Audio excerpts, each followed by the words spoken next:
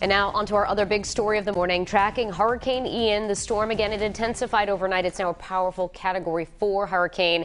It is expected to make landfall somewhere in the Fort Myers area this afternoon. So you see it here, some new video overnight from Hollywood, Florida, showing these planes flipped over, possibly a tornado touchdown in that area. Airports across the state have closed down. Disney parks in Orlando closed both today and tomorrow. Ian knocked out the entire power grid on Cuba, leaving behind a number of down power lines, splintering homes as well. And as we've been telling you, Florida is bracing for similar impacts with up to 2 feet of rain possible in some areas. Chelsea Jones picks up our coverage live right now in studio.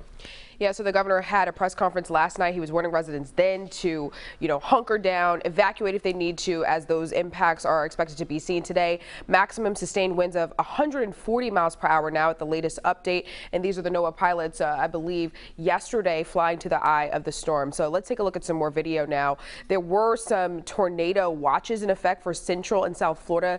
They were set to expire at 5 a.m. this morning. The governor is definitely warning people then to evacuate, like I just mentioned. Today we are expecting more information on that directive, but he does say that bridges could be closing once winds reach up to 45 to 50 miles per hour.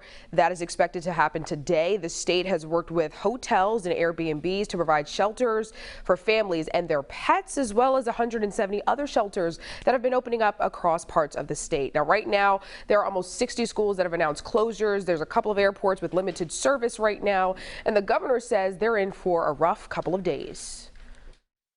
Major hurricane Category 4, that initial impact, that's going to be severe. The storm surge is going to be severe. Obviously, the water and the flooding for a slow-moving storm, very severe impacts in Southwest Florida.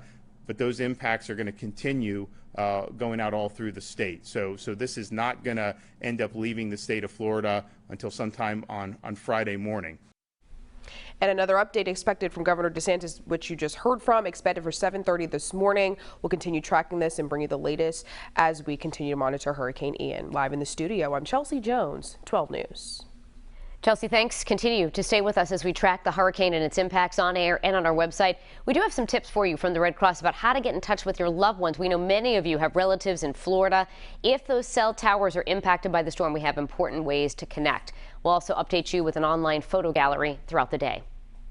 So Governor Ron DeSantis expected to give another update this morning in about an hour. His message last night, obviously evacuate, make preparations because the impacts will begin to be seen in just a couple of hours. 12 News reporter Chelsea Jones continues our team coverage now with how some Rhode Islanders are adjusting their travel plans. Yeah, and Patrick, I was just tuning into our sister station. I mean, the reporters there are getting battered with rain and winds right now, and they're steadily picking up. People here, though, that we caught up with yesterday said they cut their vacation short, some of them coming to stay with family to avoid getting stuck in Florida waiting out this storm. And with the latest upgrade by the National Weather Service, Ian is packing heavy rains, that wind, plus some life-threatening storm surge. Governor Ron DeSantis said in that press conference last night that bridges have the potential to be closed today.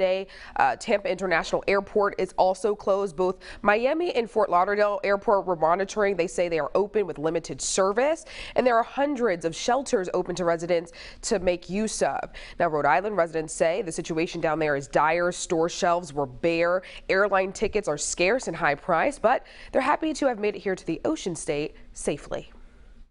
Constant torrential rain. It would stop briefly and then it would rain again. After going through Wilmer, I'm scared.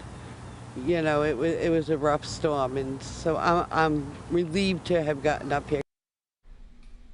And so those conditions are expected to potentially deteriorate rapidly today, with the worst winds expected tonight into tomorrow morning for that south coast. We'll continue to monitor the situation, bring you the latest data as it comes in. And again, we're expecting that update from the governor down there in about an hour, like Patrick mentioned. Live in the studio, I'm Chelsea Jones, 12 News.